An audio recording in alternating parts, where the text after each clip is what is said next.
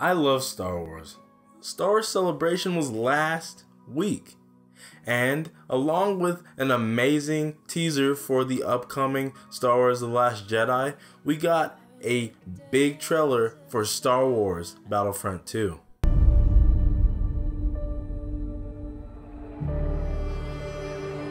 I've waited 30 years for this. No, I know what you're thinking. Star Wars Battlefront was kind of a letdown. At launch, it was lacking content. It only had one era, not enough heroes, no single player story, or any sort of campaign to speak of. Battlefront 2, quite frankly, looks very impressive, and from what they've shown, they have my hype. Now, it might seem like they don't deserve this hype. They don't really, well, quite frankly, they haven't earned it yet. But from what they've said is going to be in Star Wars Battlefront 2, I can't help but be excited. It seems like they are really going at it and rectifying what went wrong with the first one. Now, most people know that the first game, a big issue with the fact that there was so little content at launch, partly due to the fact that they didn't really have enough time to prepare enough content to make a full-size game and have a kind of a season of downloadable content, which people don't like that anyway, but people are typically more accepting of that if the game feels like it's a full game at launch. Star Wars Battlefront 2, on the other hand, seems to be taking a completely opposite approach. Since they have the engine done, they just, you know, they have to focus on a game now. They're listening to feedback, and from the panel, which I did watch, they're really taking it to heart. They really took that seriously, the criticisms they got for the first one. First thing I want to touch on, the single player campaign looks fantastic. The rebellion cannot be allowed to persist. They made it very clear that this is a canon story taking place in the Star Wars universe, and you're seeing it from the perspective of Imperial Special Forces directly after the destruction of the second Death Star. In addition to this, it was mentioned that you will be able to take control and interact with heroes from the Star Wars films, such as Luke Skywalker, so on and so forth, and it spans that 30-year period between Return of the Jedi and The Force Awakens. The trailer was an actual trailer this time. It wasn't like a pre-rendered battle sequence from like what was released 2015 for the first Battlefront. Since they have an actual story here, we saw cuts and scenes from the story, and it was pre-rendered, but it was from the game engine. And you know, we saw the first game, and it pretty much looked pretty close to what we saw in that trailer. Only difference is, you know, reflections, lighting, aliasing, things like that. That's the advantage of having a pre-rendered trailer. And something I'm excited about, all eras are included in Star Wars Battlefront 2, including the Clone Wars.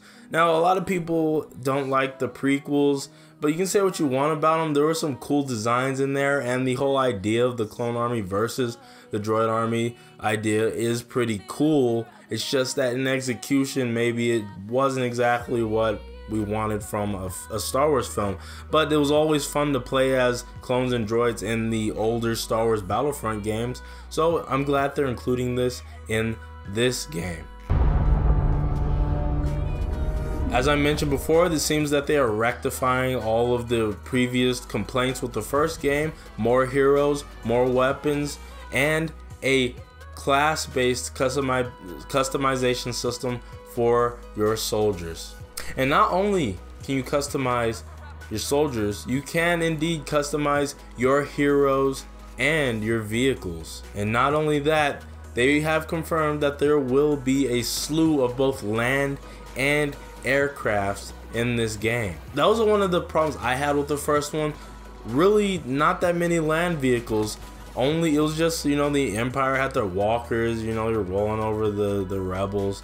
There's nothing they can really do about it, and you know, it got stale after a while. Game's fun for a while, but after a while it just you get tired of it. Not enough heroes at launch, and this led to a limitation in the types of modes they could have, and it was all around kind of a lackluster experience. It felt good to be in that universe, to be in Star Wars, but as a game, there was little incentive for you to stick around. But in Star Wars Battlefront 2, they have confirmed a deep progression system, that something, I guess, more akin to what you'd see in a Battlefield, which I'm glad, because since DICE are the ones working on the multiplayer for this game, you'd expect that sort of system in a game from them, which was kind of disappointing from the first one. But this one looks like it's going to have a more deep system when it comes to progression and giving you incentive to continue playing. Another big thing, space battles at launch. They've already confirmed it'll be 24 players, at least with the launch modes in the game, which is 4 more than in the first Battlefront. In the first Battlefront, space battles were only 20 players, with AI players sort of filling it out and making it feel more epic in scale. So they've increased that by 4. Not really sure why. Maybe it has to do with capital ships, maybe, or something like that. They did mention that capital ships will play a big part in that. Will they be player controlled?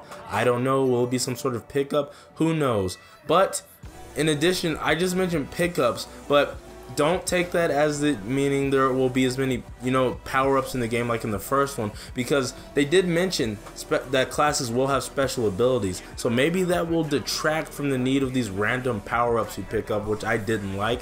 Didn't like the card system either. Don't understand why they have to be cards or what they have to do really with Star Wars at all.